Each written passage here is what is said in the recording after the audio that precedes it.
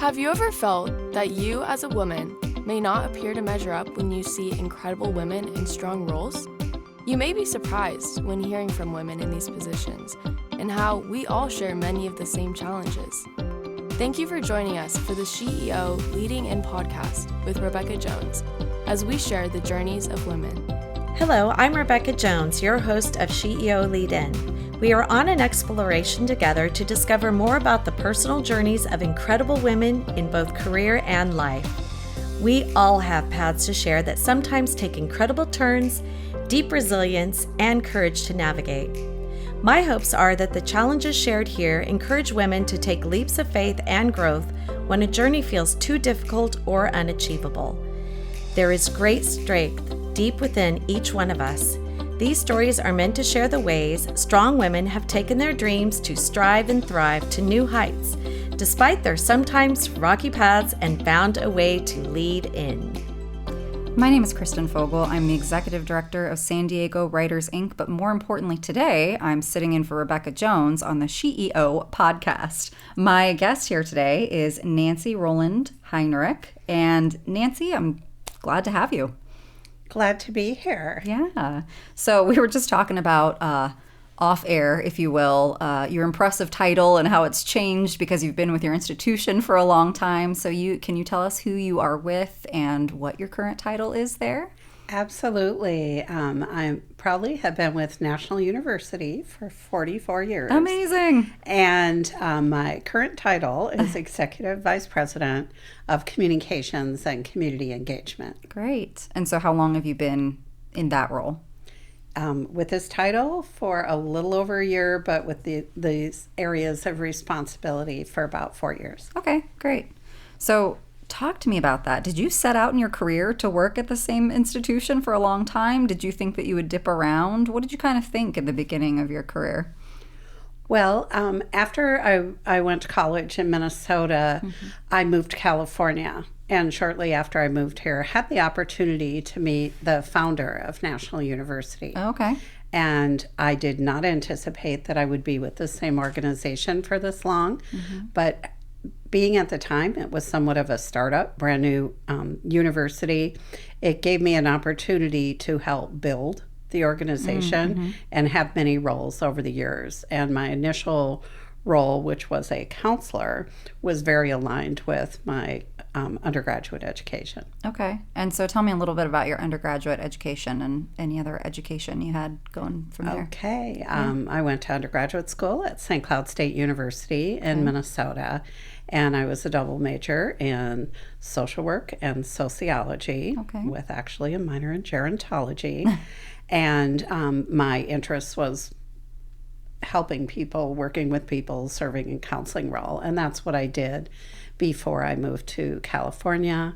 Later, shortly thereafter, received my MBA from National University. Went to law school for a few years. Nice. Started a family, and then later received my doctorate in education from University of California, San Diego. Okay, great. That is a lot of education. I'm a lifelong learner. Yeah, that's wonderful. So what are you doing currently in your role that you're excited about or that you can tell us about? I oversee quite a few different areas. Okay. In the communications area, it would be internal communications as well as PR and external communications. I'll also oversee areas such as grants, development, alumni, special events, which is important, at a university. So things like our commencement, also our community sponsorships, mostly, community engagement and the externally facing areas of the university. Okay, great. You were talking about one speaking event earlier that you have coming up, right? With a lot of different people, and talk to us a little bit about that. Oh, one of the things that I'm very proud to have started is I'm the host of the National University Speaker Series. Very cool. And we started it in July of 2020, so during the pandemic. It was very well received. But monthly we have a variety of speakers on quite an array of topics from the community. Sometimes it will be community leaders, sometimes alumni, but on quite a variety of different topics. And that's been really exciting. People look forward to it and warmly embrace it in the community. Mm-hmm. Great.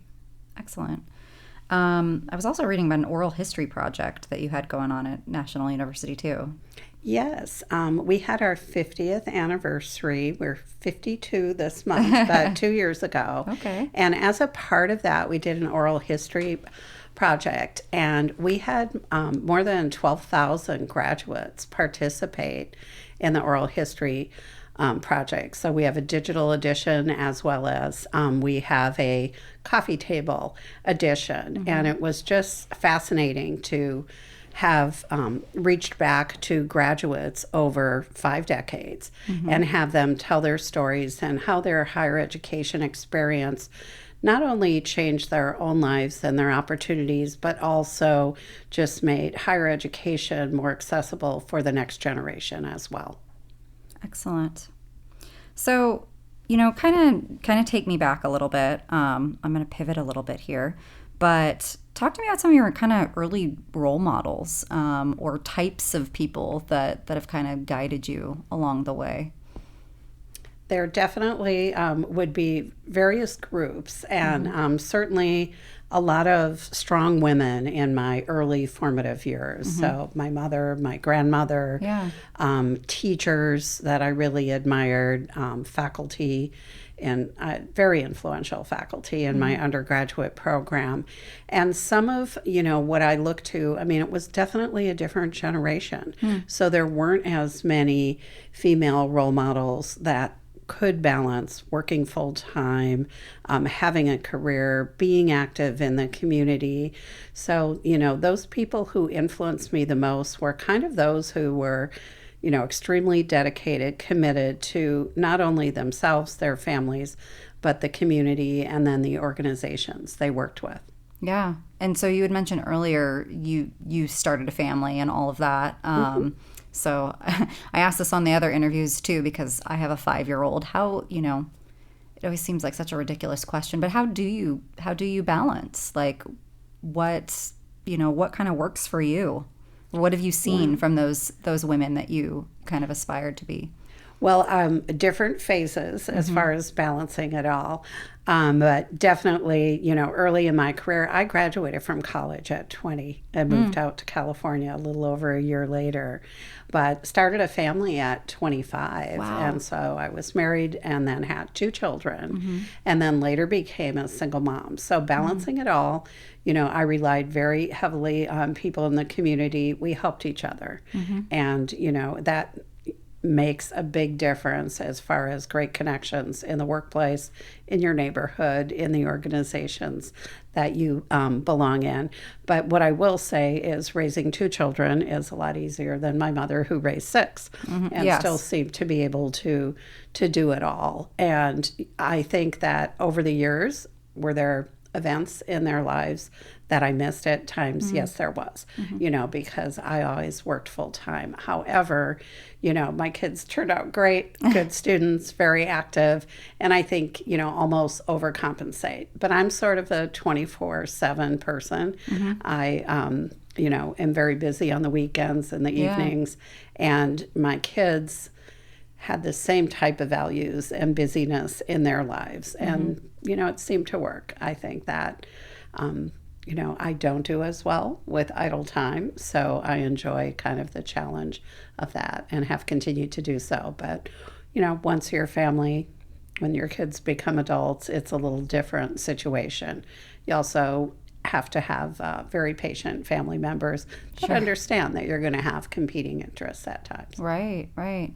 Yeah, I'm not good with idle time either, What have you done that helps you kind of prioritize, though, as opposed to just the constant busy chatter around you?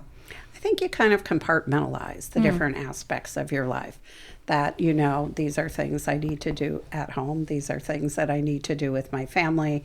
Work takes up a huge volume of my energy and my time. Yeah. And then being involved in so many different community organizations, I think that I, at any given time, kind of know here's what's key on the agenda for this week and what I need to get done. Okay. So it seems like just being very organized is really key to some of this. Most of it's in my head, which probably isn't the best thing for wherever you want to keep it, life, phone, head, planner, whatever. Yeah, I mean, you just have to kind of think that through. And, I kind of look out to the next month or two, but knowing that when you work for a major organization like a university too, there's the institutional calendar and all of those types of things. So, I'm looking at, okay, our commencement's in May, we're having a grad walk in January.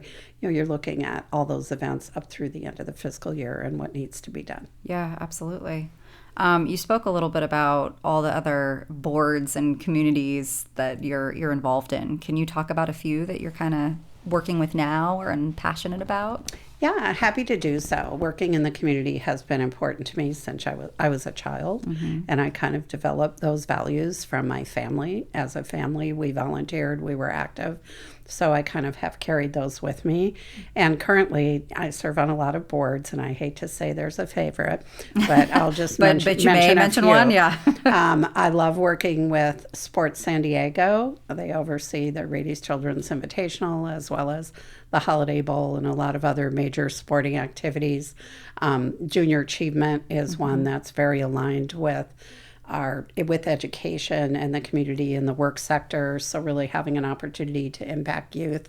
I'm very passionate about literacy because I think it's critical for our community, so I work with the San Diego Council on Literacy. I've been real involved with Lead San Diego, which I'm very passionate about. Yeah. I'm on the board for Lead, and that's affiliated with the San Diego Chamber of Commerce. And many of these organizations, like Lead, I've been involved with since the late 90s, and Council on Literacy for over 30 years. But a lot of education-related organizations, and then I also been involved with military affiliated, like the USS Midway Museum. Yeah. And I served on the board for the USO. And I've served on charter school boards and all sorts of other activities. That's incredible. How did you get started in doing that? Do you just step up and lead and say, I want to do this thing? I mean... Well, I would say that I was pretty intentional in most of the organizations I've gotten involved with. Okay. Some of them were more for personal interests. Some of them more in organizations that I felt would be helpful in the sectors that we serve through the university, but started out volunteering. Then you might become a member and become active in an organization. And then eventually, I think the expectations for organizations that you work with regularly will be that you'd be willing to step up and serve on the board. So like, for instance, the YMCA Regional Y, that's my newest board, just from the last few months. But I've been asked to serve on that board off and on for probably 25 years. Wow. But it's all a matter of timing, because you have to be able to be a great contributor and leader on a board, so you can't be overextended. Yeah, I think serving on boards and working with other organizations is such a great way to not only give back to the community, but develop your own skills. I'm wondering, for some of these young women starting out, what would you say, how do you find a good fit? So you're passionate about causes. That's probably the first thing. How do you find what makes a good fit or not a good fit? Have you walked into certain situations and said, and what, There's some where I think I've kind of done my vetting prior to getting too involved in the organization. I think it's better to be involved and attend events, get to know the people, the types of activities they have, what causes are being represented, and then look at, does it relate to your personal interest? Does it relate to a cause that you're passionate about? Or in the workforce, I think for emerging female leaders, it's really important that you look at, are these the kind of connections that are helpful for my career? Is the network of individuals that you're interacting with, will that be beneficial to your organization or the role you're currently in or the role that you aspire to be in? Because some people that are very active on boards, they might be self-employed, but this is their way of being involved and, creating connectivity in the community. Yeah. So I think you have to look at all of those things. And sometimes a board kind of runs its course, or an organization. And then, you want to be excited about it, because if you ever feel like it's a chore, then it's time for you to step away. Step away. Yeah, absolutely. That's good advice. Absolutely. As we're kind of talking about younger women and some good advice, what other kind of leadership advice can you give to young women kind of just starting out? Well, one thing that I think is really helpful and made a difference in my career was having mentors. And not necessarily only female mentors, but in my early years, 100% of the leaders in my organization were male. So male mentors were very important as well. Yeah. But I think you need different types of mentors for different types of situations. And, could be internal with your organization or external, but also for different types of things.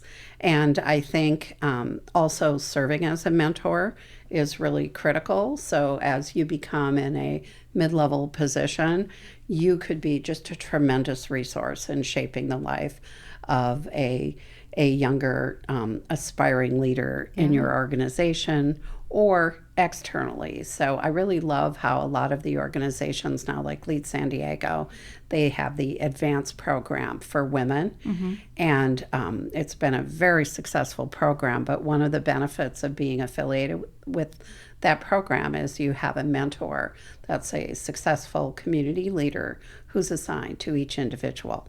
And they may not be aligned with the sector that you're in or anything, but still you're learning more from their experiences, because we've all made mistakes. Yes. We've all, for different phases of your career, the type of mentoring and coaching one might need changes. But that's also kind of a safety area where you can get advice that's meaningful, or you can ask questions for things that you might be struggling with and you just want another opinion and to talk something through.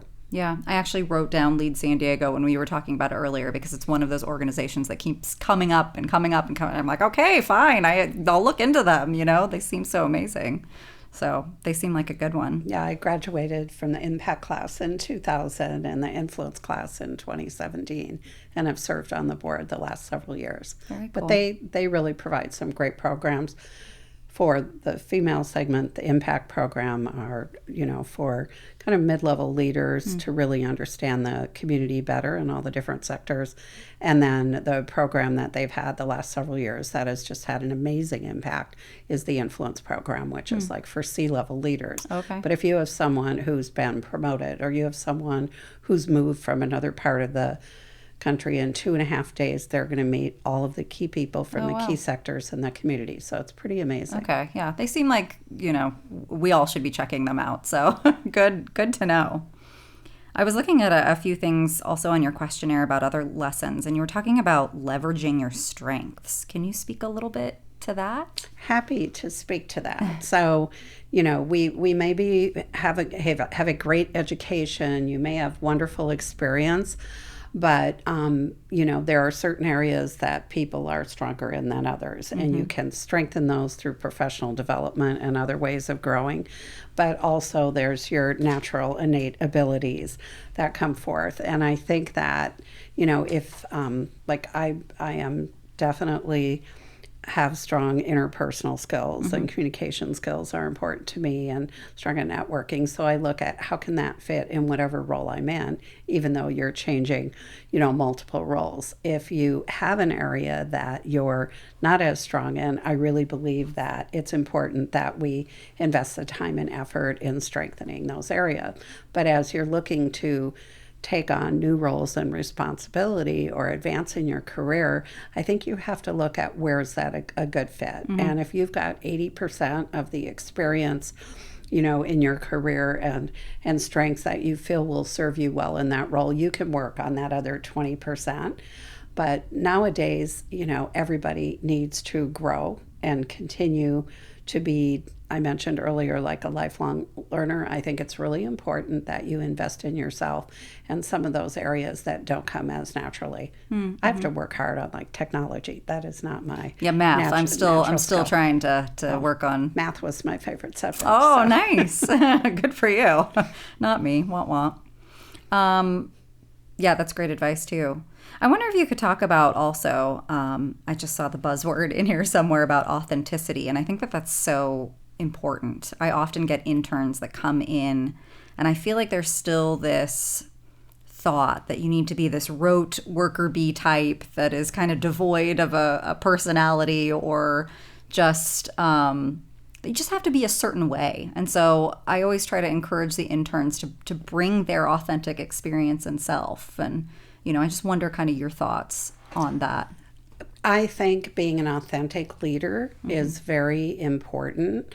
You can't have a prescribed role where you have to always behave in a certain manner. Yeah. I truly believe in adhering to cultural protocols. Sure, yes. And looking at I'm probably more formal than informal, but if you have an opportunity to share a little bit of yourself with the people who you work with, your colleagues, the people that might work for you, I think that makes a big difference, because we all, especially in California, people come from all over everywhere. The world, yeah. all different states, all different upbringings. And it's just important to have an appreciation for their journey, how they ended up where they did. And especially, I think, a passion in looking for the authentic self of others for what obstacles that they may have faced as well. Because it should be a sense of pride. And that, they're building on those strengths and they're investing in themselves and their careers. And, I think there was a time, do I believe you should share all your personal information in the workplace with others? No, not necessarily. But I think, showing I know that I'm a very compassionate person. I was a single mother. I understand when parents are trying to struggle. I understand our students who are adult students who are trying to, that we call them Anders.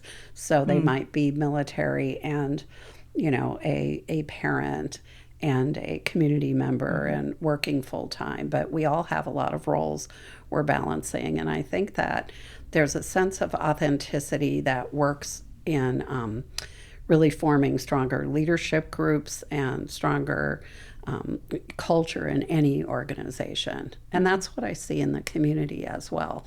And I'm drawn to serve on boards and organizations where I really feel there is authentic leadership. Yeah, absolutely.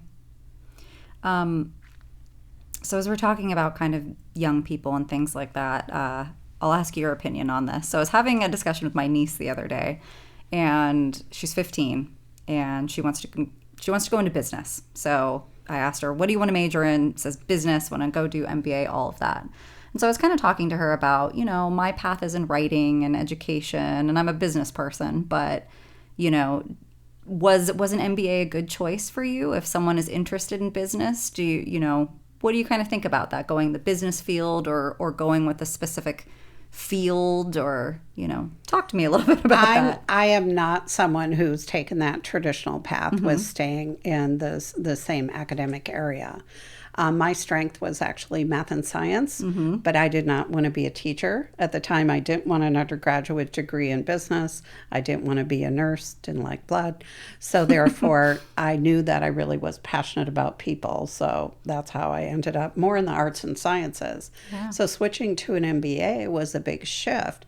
However, even though at the time I didn't have as much business experience because I had a strong background at statistics and math and those types of things, and I loved to read, I loved to write, I had those basic liberal arts skills that really strengthens you. It prepares you well for any career. So I believe that, some of the most successful people that end up in the fields that they weren't destined to go into originally, that broad cross-disciplinary education can be very, very important. And then later, my doctorate degree is in education. Yeah. And it's all served me well. Yeah. You know, I went to law school, you know, early in my career. A year of contract law has been helpful for my entire career. That's great, yeah.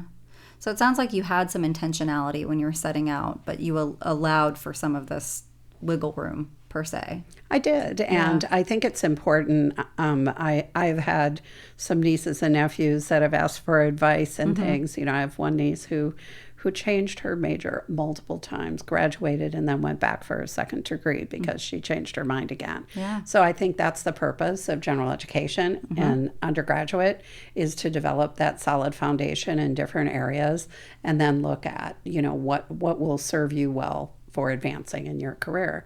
Today's, you know, society and workforce has changed a lot too, where it's not just about formal education, it's also about certification and stackable credentials that might serve you well. So maybe you don't have to complete a master's degree to start with. You get some advanced certification.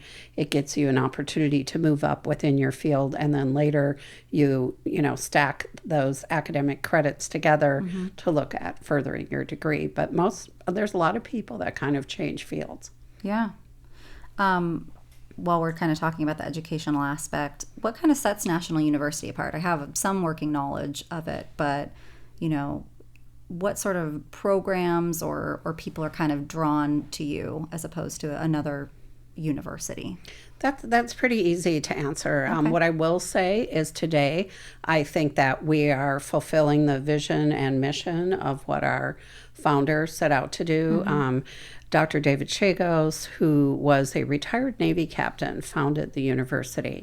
And at the time, when you look back to the late 60s, and the university was founded in 71, there was a lack of higher education institutions that were a good fit for people who were working part-time, full-time. Not everyone has that opportunity to go to school as an 18-year-old. Right. And currently, more than 70% of the college students are non-traditional students, but that's changed over the last few decades.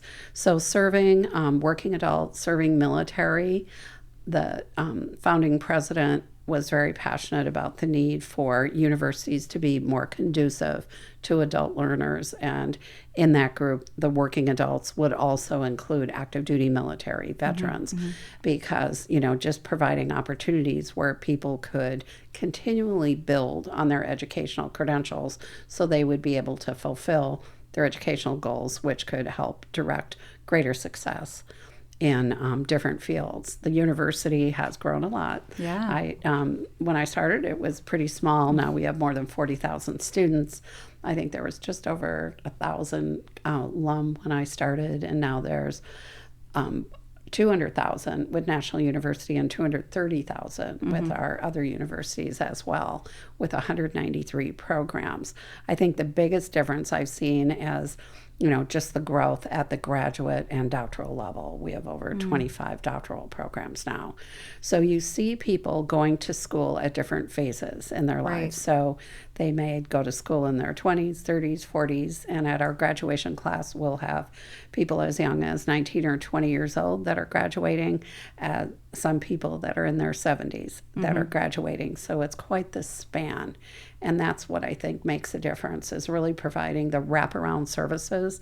We call it whole human education, so that we will meet you where you are and what your needs are, and then provide the academic courses and systems and support that you need to be successful. Yeah. It seems like National had a really forward-thinking mission, and now it's like, nope, this is what education looks like, and we are meeting that mission. It is fully realized right now. Yeah, definitely huge influencer in the higher education and changing the field of higher education at the time. And now what's kind of become the norm was definitely, you know, outside the box at the time, but very much needed in the workforce. Yeah. As we're kind of wrapping up here, I know Sport San Diego is something that you feel passionate about, and they have something coming up today, right? That's kind of new and interesting for San Diego. Can you talk about that? Yes. I'm pleased to say that the Rady's Invitational, Rady's Children's Invitational, will be held on Thanksgiving Day, and the following day it's a 2-day tournament, and we have Oklahoma, Iowa, Seton Hall, and USC that will be playing basketball at UCSD at Lion Tree Arena. But this afternoon, we have 3 of the out-of-state teams that will be flying in. There's a big tip-off party tomorrow night downtown at Ginger. And then there'll be all sorts of pregame activities at UCSD. There's a special event for the military on Thanksgiving, because many of them do not have families locally. But it's really exciting for San Diego to have its first formal basketball tournament that we envision will be years to come. And Sports San Diego, starting on Saturday, will be paying all of our attention to get ready for the Holiday Bowl. So it's the DirecTV Holiday Bowl this year, and there's all sorts of activities. We're looking forward to the teams will be announced on December 3rd, I believe, is the day of the team announcement, and there'll be the Holiday Bowl parade and all sorts of activities downtown supporting that. So exciting. Thanks for tipping us off, if you will. You're most welcome. Yeah. Anything else that we haven't covered, or is anything else we should know that young women should know? I know that's a really broad question, but as we're finishing up, what do you want to talk about? I think I've had a lot of lessons learned over the years, and today's environment is so much friendlier to women and women being in leadership roles than it had been at one time. I know that it seems there's still a lot of progress to be made, but I think you have to invest in yourself outside of the workplace as well. And I think the value of professional development and those types of things are really important. Build a network that you can rely on for in the community. It's good to have contacts in a lot of different fields. Even though I've been with the same organization for a long time, I love that. Even my contacts in the community, they may have changed their organizations 5 times. Sure. But San Diego is a very welcoming community. Agreed. A lot of people are here from other places, and they all have their different journeys.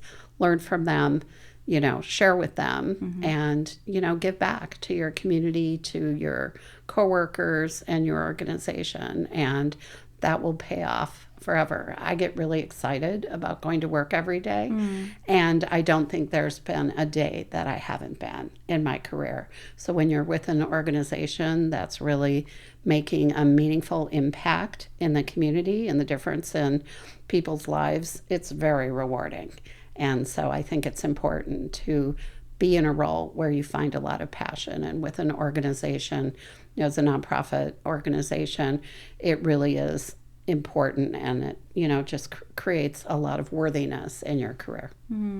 Well, thank you so much for not only being here today, but also just all the good work you do for the university, for the bevy of organizations that you serve on their boards and contribute. So thank you. Thank you, and I hope to continue to contribute to my organization and the community for years to come. Thanks so much. Now that was powerful. We hope you've been lifted and encouraged by today's inspiring voice. Always remember that life doesn't look exactly the same for each one of us.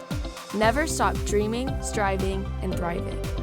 In future episodes, we look forward to bringing you powerful stories from amazing women who learn how to lead in to challenges.